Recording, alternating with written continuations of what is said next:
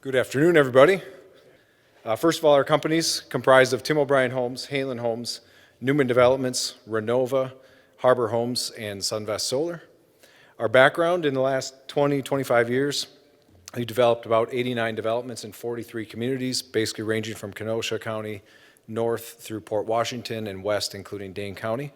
We developed nearly 6,000 acres of land, built 68 miles of road, developed 6,000 home sites, and I'm proud to say we've actually preserved about half of the land that we've developed. So we've permanently preserved about 3,000 acres in primarily southeast Wisconsin.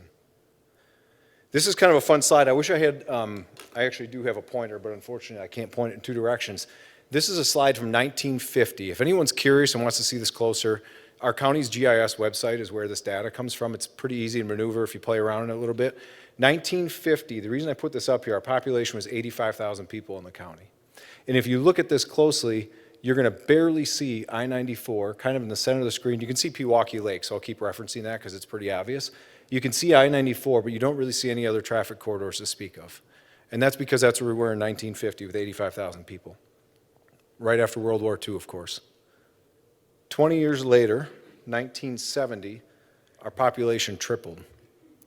In 20 years following World War II, there was a massive build-out in Waukesha County.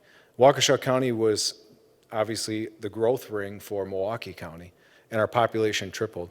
And what you'll notice on here, look at the transportation corridors. This is the same thing Paul was talking about. We didn't plan this, but it was a very good segue, because transportation corridors drive growth.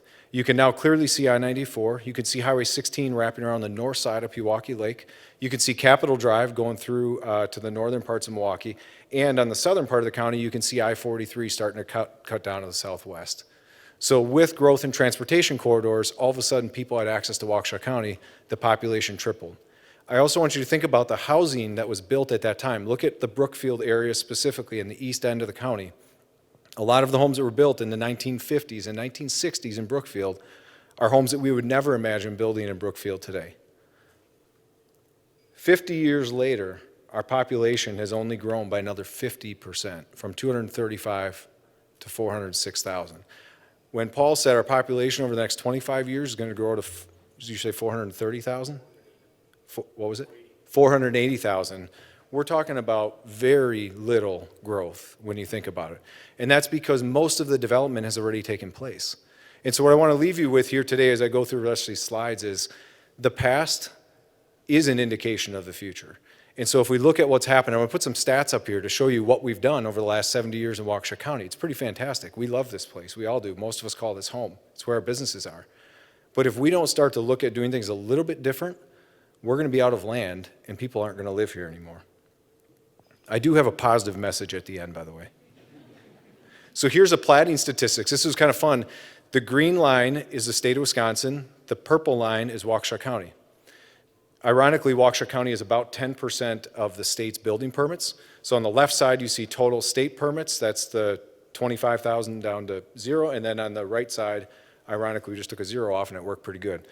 So when you look at this map, you're going to see that from 1994 to 2006, we were building about 12,500 permits a year on average, 13,000 in the state. We were building about 1,200 to 1,500 homes per year in Waukesha County.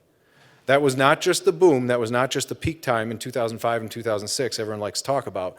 That was sort of a stabilized level of housing getting built across the state and across our region for a significant time period leading up to the Great Recession.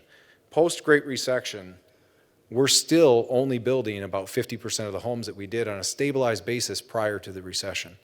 We are just flat out not building enough housing units. It's not even close. And there's multiple builders in the room. I said hi to a few of you on the way in. You guys, we all think we're busy. We're still not producing even half of what we produced 15 years ago, 18 years ago. So we're just not producing enough homes. The question is why? This might be my favorite slide. There's a lot of data here, but I want to show you the data. In 2019, the average lot that was in the MLS system was $134,000 in Waukesha County. Today, that number is $232,000. The number of lot sales is the green line. You see it going like this for a reason. It's because the price is going like this. It doesn't work. The math doesn't work. The rule of thumb in our industry is if a lot is $230,000, the house is going to be at least 4 or 5 times that much. That's just the math. It doesn't matter. If you develop a $100,000 lot it's going to be a $500,000 home and lot package when you're done. If you build a $230,000 or $250,000 lot, it's going to be a $1 to $1.25 million home package. And any builders in the room, I see one shaking his head, yes, right now, it's the math. It hasn't changed. It's been the same for decades, generations. We're kind of doing it to ourselves, and here's what's happening.